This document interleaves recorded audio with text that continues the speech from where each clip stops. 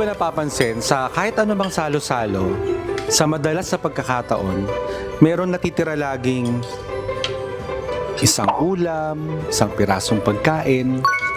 Bakit kaya ganito ang mga Pilipino? Alamin po natin.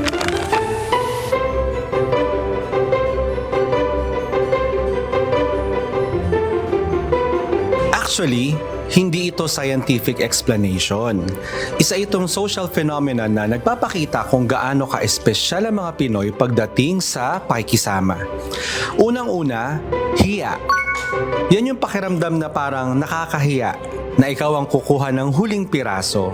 Para kasing sinasabi mo na, ako na, kapag kinuha mo yon, kaya minsan nagpapakiramdaman muna. At syempre sa kultura natin, mahalaga ang pagiging magalang. Ang mga Pinoy ay likas na considerate at inaalala ang kapakanan ng kasama. Kaya madalas, ang huling piraso, inaalay yan para sa iba. Tapos may unspoken rule pa na hindi mo dapat kunin yung huli kasi baka isipin ng iba, "Uy, parang ang lakas kumain." Kaya nagtutulakan. Pero sa totoo lang, it's a beautiful sign of pakikisama at respeto.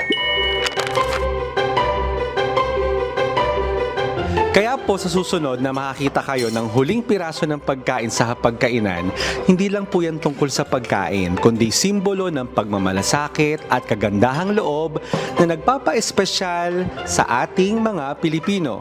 Sana po may natutuhan kayo at laging tatandaan, mapalad po ang tao na nakakasumpong ng karunungan at ang tao na nagtatamo ng kaunawaan.